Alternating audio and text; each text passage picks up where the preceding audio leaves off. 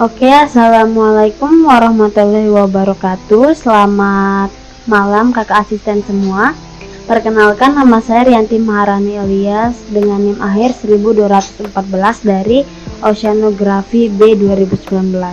Jadi di sini untuk memenuhi salah satu nilai responsi akhir dari mata kuliah pemodelan oceanografi, saya membuat sebuah presentasi singkat tentang pemodelan oceanografi yang dimana terkandung 4 modul. Nah, sebelum masuk ke hal tersebut, sebelum masuk kepada modul-modul tersebut, di sini saya akan menjelaskan secara singkat tentang apa itu pemodelan oceanografi. Jadi pemodelan ini penggambaran secara virtual atau secara 2 dimensi maupun 3 dimensi tentang suatu fenomena dalam oceanografi, seperti misalnya pemodelan upwelling, pemodelan gelombang dan lain sebagainya. Nah, terus pemodelan ini dilakukan untuk apa sih? Nah, pemodelan ini dilakukan agar kita melihat secara sederhana maupun detail bagaimana proses fenomena itu terjadi, seperti misalnya upwelling mungkin dan lain hal sebagainya. Nah, apa yang digunakan dalam membuat pemodelan ini? Biasanya pemodelan ini digunakan software. Nah, software itu diantaranya ada MATLAB yang dimana pemodelan numerik, dan ada Mike21 dan lain sebagainya. Kemudian di sini kita masuk ke modul adveksi 1 dimensi. Nah, adveksi itu apa? Nah, adveksi itu merupakan persamaan gelombang linear orde 1 dan termasuk ke dalam persamaan hiperbolik yang menggambarkan mekanisme transportasi suatu fluida, gas maupun zat cair dengan arah tertentu. Secara sederhananya, adveksi ini merupakan perpindahan massa dari titik satu ke titik yang lainnya. Nah, untuk persamaannya, adveksi ini memiliki persamaan ini yang dimana F itu menunjukkan konsentrasi suatu zat yang terlarut, dan X itu menggambarkan arah dalam sumbu horizontal, dan U kecepatannya. Nah, metode pendekatan yang digunakan adalah beda hingga. Nah, di sini ada beberapa metode pendekatan, yaitu eksplisit dan implisit, yang dimana eksplisit itu memiliki perbandingan dengan implisit. Pertama, untuk eksplisit sendiri memiliki stabilitas perhitungan, yang dimana maksudnya itu jadi eksplisit itu memiliki syarat batas. Jadi kalau dia semakin di luar syarat batasnya, maka dia semakin abnormal gitu. Dan akan tetapi penyelesaian dari eksplisit itu lebih mudah dibandingkan dengan implisit. Nah, untuk eksplisit sendiri memiliki simulasi yang lebih lama, sedangkan implisit lebih cepat. Kemudian di sini ada metode pendekatannya. Yang pertama ada FTCS atau Forward in Time Central in Space. Nah, FTCS ini merupakan metode gabungan dari pendekatan beda hingga, yakni turunan pertama terhadap waktu dengan maju dan turunan kedua terhadap ruang dengan beda tengah. Nah, solusi FTCS ini termasuk solusi yang stabil, yang dimana memiliki syarat kestabilan, yaitu alpha delta T per delta X harus lebih kecil atau sama dengan setengah. Nah, kemudian ada eksplisit yang itu leapfrog, yang dimana eksplisit leapfrog ini merupakan pendekatan dan perluasan dari metode beda tengah atau central difference terhadap ruang dan waktu. Metode ini konsisten apabila C kurang lebih sama dengan 1, dengan C nya itu merupakan ini. Nah, kemudian ada metode eksplisit upstream, yang dimana metode ini merupakan metode pelengkap leapfrog, yang dimana kalau leapfrog itu jika nilainya itu harus negatif kan, tapi jika kita pikir dimana nilai arus itu negatif kalau tidak menunjukkan arah. Nah, upstream ini diturunkan berdasarkan untuk melengkapi leapfrog tersebut, yang dimana dia akan dibuat positif selalu. Nah, metode ini menggunakan metode beda maju untuk turunan waktu, sedangkan untuk turunan terhadap ruang dilakukan dengan melihat kecepatan arah U. Nah, mohon maaf, ini harusnya U ya, bukan I. Yang U itu kan apabila dia lebih besar dari 0, maka turunan terhadap ruangnya itu menggunakan beda mundur, sedangkan apabila dia kurang dari 0, maka yang digunakan pendekatan beda maju. Nah, U itu sendiri menunjukkan kecepatan arus. Nah, di sini metode pendekatannya bisa dilihat. Ini yang baru saya jelaskan jika U lebih besar dari 0 dan U lebih besar kurang dari 0. Nah, kemudian untuk diskritisasi. Nah, di sini kan adveksi satu dimensi.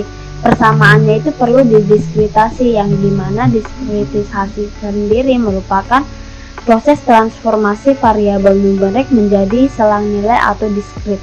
Nah, untuk misalnya nih ada FTCS, yang dimana delta FT per delta do F per do T sama dengan negatif U per do F per do X. Nah, di sini pertama itu do F per do T itu kan merupakan turunan terhadap waktu, jadi dia diturunkan terlebih dahulu dengan pendekatan beda maju, sedangkan do F per do X juga diturunkan sehingga di input jadilah nilai akhirnya seperti ini. Ini merupakan hasil penyelesaian atau diskritisasi dari persamaan sebelumnya. Nah, kemudian kita masuk ke modul 2, yaitu difusi satu dimensi. Jika dideskripsikan atau didefinisikan, difusi itu merupakan perpindahan zat dari konsentrasi tinggi ke konsentrasi rendah. Jika dilihat dari video ini, mohon maaf, foto ini, kita melihat bintik-bintik merah dan bintik-bintik biru. Nah, bintik-bintik biru ini menggambarkan konsentrasi rendah, sedangkan bintik ini menggambarkan konsentrasi merah.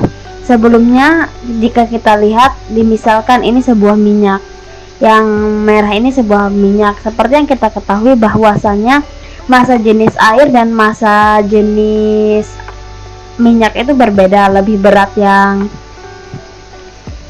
minyak kan, jadinya selang waktunya setelah terjadi suatu bahasanya mungkin peluruhan, terjadilah penyebaran. Nah, ini yang dimaksud difusi, penyebaran inilah. Jadinya dari yang minyak, yang merah, konsentrasinya menyebar ke biru air. Nah, ini yang dimaksud dengan difusi, yang dimana perpindahan zat dari konsentrasi tinggi ke konsentrasi rendah. Nah, untuk persamaannya, untuk persamaannya, difusi ini termasuk persamaan diferensial parsial yang menggambarkan perubahan konsentrasi terhadap waktu dan ruang akibat gradien konsentrasi, yang dimana artifisis ini memiliki rumus. Nah, ini rumusnya. Ini persamaan pembangun dari difusi, yang dimana AD merupakan konstanta ya. Nah, kemudian apa yang digunakan dalam diskritisasi difusi ini digunakan metode FTCS. Nah, kemudian kita beralih ke modul 3, yaitu adveksi difusi. Nah, adveksi difusi ini, modul ini merupakan penggabungan antara modul 1 dan modul 2. Seperti yang kita ketahui dan kita pelajari sebelumnya, adveksi merupakan pergerakan dari konsentrasi suatu zat, dia itu bergerak sesuai aliran gitu. Nah, pada gambar yang ini, adveksi satu dimensi, kita melihat bahwasannya kuning ini sebagai titik awal dari zat tersebut. Nah, seiring berjalannya waktu sehingga T terakhir pada grafik warna biru yaitu T4,85 sekon, dia bergerak akan tetapi tidak terjadi perubahan secara kecepatannya, jadinya dia itu mengikuti arus. Jadinya suatu partikel itu berpindah secara horizontal mengikuti arah arusnya. Sedangkan difusi itu seperti yang kita ketahui bahwasannya dia merupakan perpindahan zat dari konsentrasi tinggi ke rendah. Apabila kita lihat, dia tidak terjadi pergerakan kepada X, akan tetapi terjadi peluruhan. Jadinya dia itu semakin meluruh hingga 0. Itu merupakan difusi.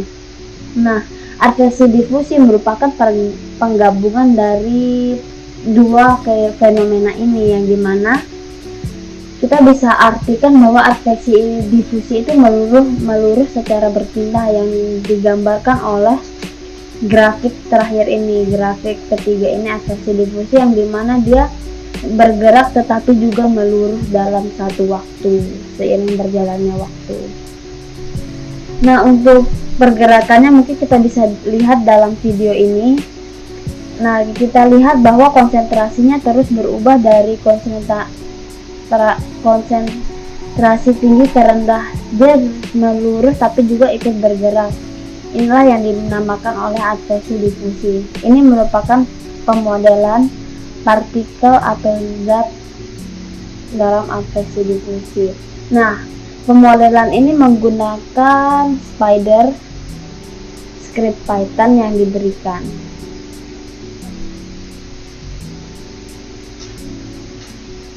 Nah, kemudian kita beralih ke modul 4 hidrodinamika satu dimensi. Nah, seperti yang kita ketahui, hidrodinamika merupakan ilmu yang mempelajari tentang aliran suatu zat, baik itu cair maupun gas. Nah, jika kita bicara tentang model hidrodinamika, model tersebut didasarkan kepada deskripsi proses-proses yang mempengaruhi sirkulasi dan pencampuran massa air. Nah, untuk hukum pembangunannya itu ada dua, yang itu konservasi massa atau kekerasan massa dan hukum momentum atau kekerasan momentum.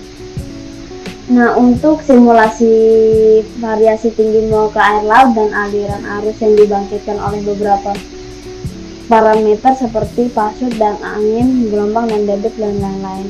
Nah, jadi hidrodinamika ini bisa merupakan salah satu model yang dapat memberikan kita simulasi terkait bagaimana variasi tinggi air laut, aliran arus dan lain hal sebagainya. Nah, modelnya ini menggunakan asumsi atau skenario. Nah, ini untuk rumus momentum dan rumus kontinuitas yang dimana merupakan pembangun dari hidrodinamika tersebut, dan ini merupakan diskritisasinya. Nah, untuk selain memiliki kelebihan yang itu sederhana, murah dan lain hal sebagainya, hidrodinamika ini model ini memiliki kekurangan, yaitu yang pertama butuh banyak data. Seperti yang kita ketahui, kadang data itu nggak murah dan sulit sekali dicarinya. Yang kedua, rawan masalah ketika ada perhitungan aliran yang kritis, karena kita ketahui bahwa misalnya pemodelan itu pada awalnya menggunakan numerik, jadinya itu benar-benar harus teliti.